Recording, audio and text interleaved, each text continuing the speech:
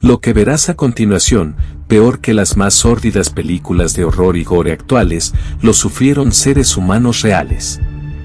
Y como sus semejantes, lo que podemos hacer es no darles un sentido solemne a sus muertes, sino tratar de ponernos en el lugar de aquellos que sufrieron las 7 peores ejecuciones jamás concebidas por el ser humano. Número 7. El método de ejecución que abre este top se inauguró en Alabama, Estados Unidos, en enero de 2024 para matar al condenado a muerte llamado Kenneth Eugene Smith. Basado en el testimonio de las personas que vieron morir al señor Smith, el medio BBC describió la ejecución de la siguiente manera. Los testigos observaron de 2 a 4 minutos de contorsiones y unos 5 minutos de respiración agitada, antes de que fuera declarado muerto a las 20:25 horas, hora local. Respirar nitrógeno sin oxígeno hace que las células del cuerpo se descompongan. En otras palabras, el sentenciado no solo sintió congelarse sus pulmones, no solo los sintió resquebrajarse como cristales, sino que pudo experimentar cómo las células de su cuerpo comenzaban a licuarse y descomponerse en una agonía que duró tanto como 2 canciones promedio de Spotify. El medio, BBC, continúa de la siguiente manera. El método fue denunciado por algunos profesionales médicos que advirtieron que podría causar una serie de percances catastróficos que van desde convulsiones violentas hasta la supervivencia en estado vegetativo. Alabama y otros 2 estados aprobaron el uso de la asfixia por nitrógeno como método alternativo de ejecución, debido a que las sustancias utilizadas en las inyecciones letales se han vuelto más difíciles de encontrar. Poco imaginaban los activistas contra la pena de muerte que en el siglo XXI, esta no solo no sería erradicada, sino que se idearía un nuevo método de ejecución, uno mucho más brutal y doloroso. Más que la mismísima silla eléctrica. Número 6.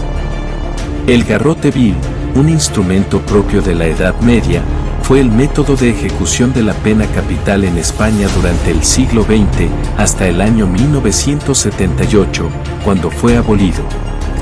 Esto lo convierte en un método de ejecución relativamente reciente, lo que significa que aún existen personas vivas que fueron testigos de ejecuciones con el garrote vil. Consistía en una silla con un respaldo en forma de poste al cual se ataba al condenado. Luego, se le pasaba una anilla de hierro por el cuello, generalmente oxidada por el uso, que se cerraba detrás del poste con un enorme tornillo sin punta, el cual, mediante giros y giros, era introducido en la nuca del reo, quebrándole algunas de las vértebras lentamente, mientras que la anilla, por otra parte, lo estrangulaba por delante. En teoría, debería haber sido una muerte rápida, pero, como dicen, del dicho al hecho hay un buen trecho. Lo cierto es que la resistencia del cuello de algunos individuos era admirable y la fuerza de algunos verdugos, lamentable, provocando en el garrote vil escenas de auténtico horror, con estrangulaciones a cámara lenta que podían llegar a durar tanto como media hora. Por ejemplo, el informe médico de la ejecución de José María Jarabo en 1959 detallaba que la muerte se había producido con excesiva lentitud. El fallecimiento se demoró 25 minutos. Jarabo tenía un cuello poderoso y su verdugo, Antonio López Sierra, era bastante débil físicamente. Ahora imagina el tiempo que demora un pollo en cocinarse al horno. Imagina ser estrangulado durante todo ese tiempo mientras un tornillo oxidado y sin punta va presionando las vértebras de tu espalda de forma lenta y progresiva, una y otra vez, mientras el verdugo se cansa. Afloja la presión y luego insiste otra vez. Todo esto sin poder siquiera gritar ni hablar, solo respirar dolorosamente por una tráquea quebrantada. Recordemos, la última persona en morir así, lo hizo hace solo poco más de 40 años. Número 5.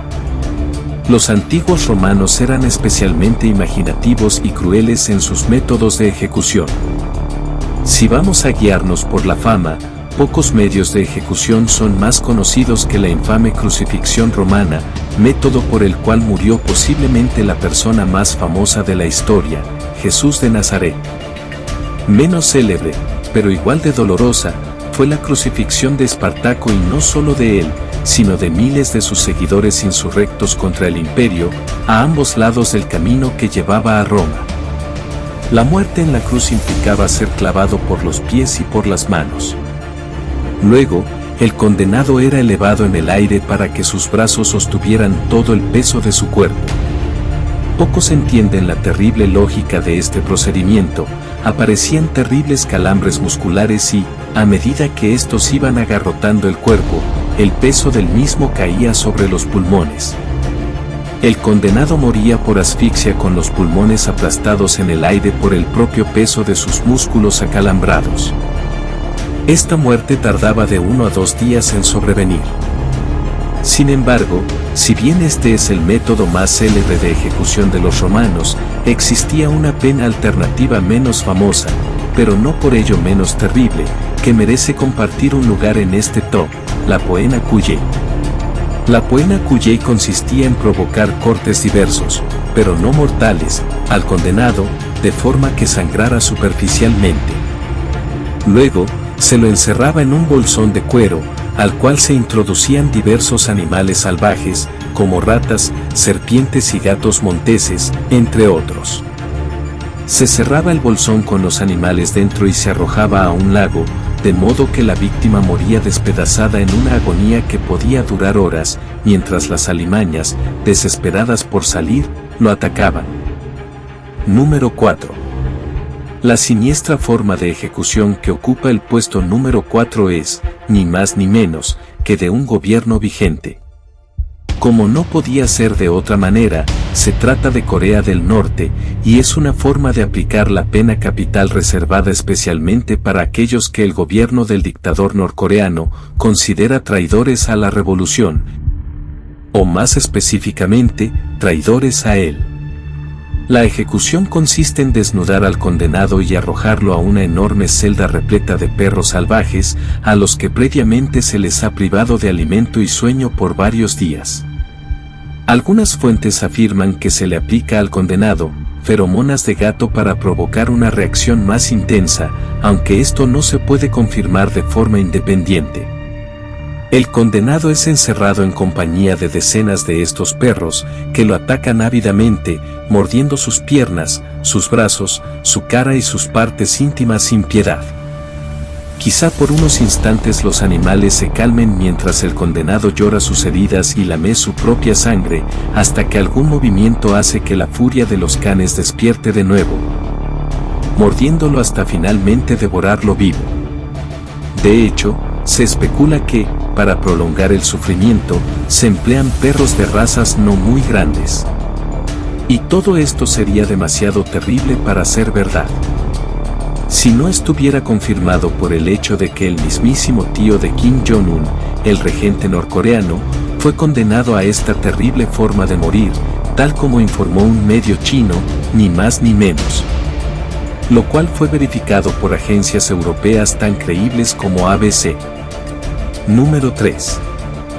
Vamos a leer la exacta definición de lo que es el necklacing, porque, aunque breve, no deja de ser menos terrible.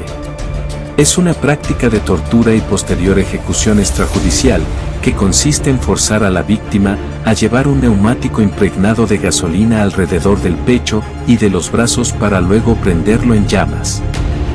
La víctima puede tardar hasta 20 minutos en morir, sufriendo gravísimas quemaduras en el proceso. Esta brutal forma de ejecutar a una persona nació en Sudáfrica y era empleada por las guerrillas negras para ajusticiar a aquellos que percibían como colaboradores del apartheid. Lamentablemente, la historia del necklacing está perfectamente documentada, y hasta sabemos el nombre de su primera víctima, Maki Skosana. De acuerdo con la Comisión de la Reconciliación para la Verdad y la Justicia de Sudáfrica, el 20 de julio de 1985 se le puso un neumático, se lo roció con gasolina y luego se le prendió fuego. Varios testigos vieron a la joven correr mientras su cara, cabello, hombros y torso se calcinaban sin que pudiera hacer nada al respecto.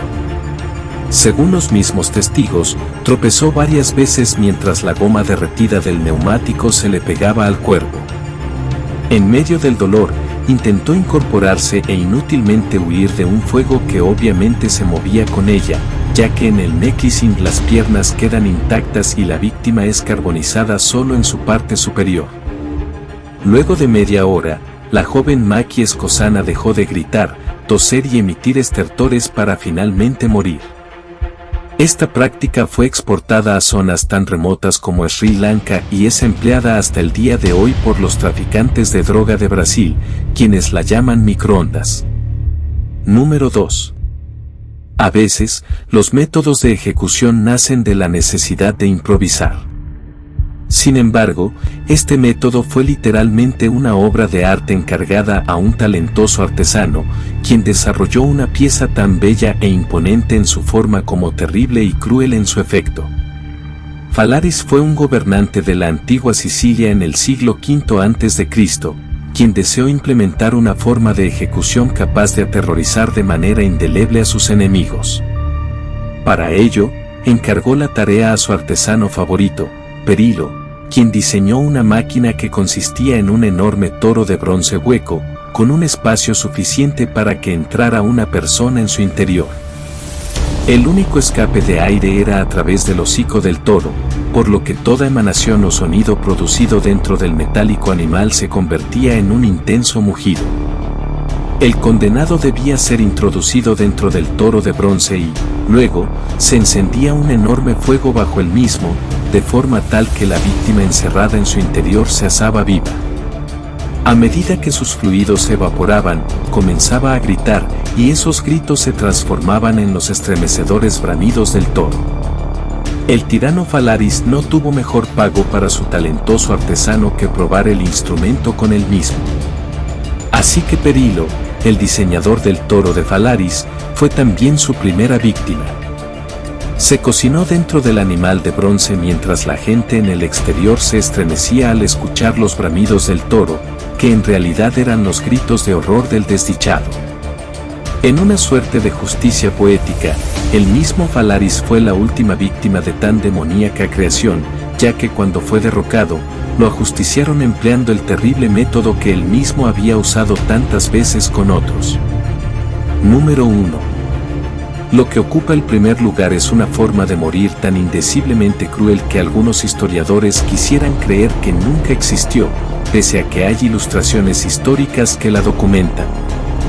Fue una creación del pueblo vikingo y consistía en abrir a la víctima lentamente desde la columna vertebral, de forma quirúrgica, cortando y separando las costillas una por una, de manera que parecieran alas manchadas de sangre. Luego, se extraían los pulmones hacia afuera. La herida abierta se cubría con sal para que cicatrizara y, al mismo tiempo, para provocar un dolor indescriptible. En ese estado, se dejaba a la víctima sufriendo hasta que moría lentamente, enloquecida por el dolor. Reyes, mártires y oficiales de la Iglesia Católica, tan importantes como arzobispos, murieron de esta manera, lo que da testimonio de que, por terrible que nos parezca, fue una práctica común dentro del pueblo vikingo para tratar con sus enemigos. Quiero que lo imagines, que lo veas en tu cabeza en todo su horror. Si el video te gustó, apreciaría que comentaras algo, nos encanta leer comentarios, y por favor, le des pulgar arriba al video. Buenas noches.